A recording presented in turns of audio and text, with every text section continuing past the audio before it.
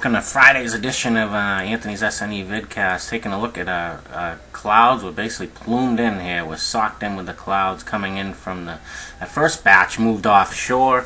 But we got more clouds coming in from the east with a warm front, as temperatures are quite impressive near that warm front. Huge contrast in temperatures across the area. Look at near that warm front, 83 degrees central Pennsylvania, and 60s, 70s, and 80s in Pennsylvania. Meanwhile, across the northeast, we're in the 40s, 30s. Actually 30s and 40s across here in the northeast, but we got some more precip coming in here, guys. That first batch moved off. Now the second batch is moving in. As far as the local temperatures go, you can see that all over the place. Pretty warm out here in extreme west, northwest Massachusetts. We're close to 55 degrees, and here in the east we're close to the 30s. 41 in Andover, 40 up on Cape Ann, 43 in Wayland. We're about 44, 45 here in Brockton, 46 down in Taunton, and we're up near 53 in Rocky Hill, and cool out on Cape Cod as well. So the temperature is pretty uniform across eastern Massachusetts. What do we got for today into tonight's setup graphic? Well, let's take a look at that. Low pressure up to the northwest of us, and be heading in, bringing that second slug of precipitation in. Also some gusty storms developing along the mid-Atlantic as well. We could see those meander their way into extreme southern New England. There goes that first batch that had some grapple with it, which is hail mixed with sleet. And here comes our second batch for later on this evening into tonight and through the day and tomorrow. You can see the radar just plumes of moisture. Radar echoes with some thunder and lightning also off to the south. And that batch is now working to the east as that first batch that came down from Canada is sliding off. But look at this strong weather in here. Embedded thunder and downpours. And it looks to be heading for extreme southern New England. Could hear some claps of thunder, perhaps a few strikes of lightning, pretty much from a line from Plymouth and Bristol County on southward. We could see the chance of some thunder as instability grows, and actually temperatures will warm up just a tad tonight before they drop back down again.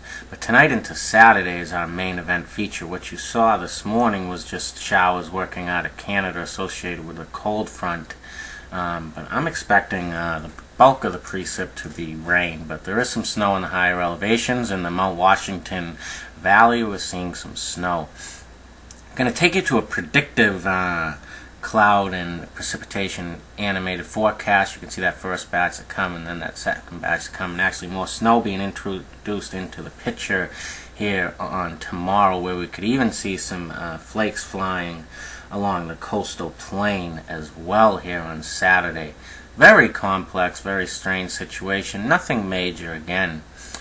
We are now going to look into the model portion of the forecast, guys, and you can see this is actually the Canadian model. Shows very well what happened. That first batch came through, then that second slug, which will be heading through Friday into tomorrow, and then it exits fairly quickly as it holds on to some instability. We'll show that again, that first initial batch, then the explosion of that second batch, and that'll move through tonight into early in the day tomorrow. If it does drag down cold air, wouldn't be surprised to see some snowflakes even along the coastal plain. No accumulation expected.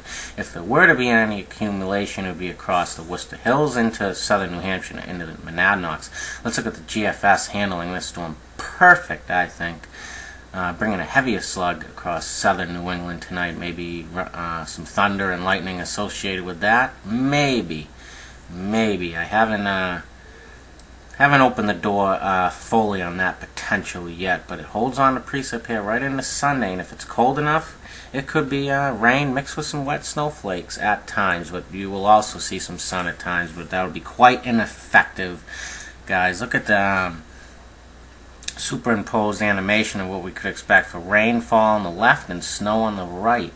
About an inch of rainfall on the left, and 2 to 3 inches up in the north country of snow possible, and even maybe a trace down here in the east coast of Massachusetts. We'll have to see about that, but it's showing a trace of snow. So let's take you to precip analysis, as it's pretty confusing to say the least, guys. But you see what it's giving us here. The most liquid precip up across central New Hampshire here, and almost touching Essex County, and then across the greens of Vermont, where actually a lot of that could be some snow, 2 to 3 inches of snow.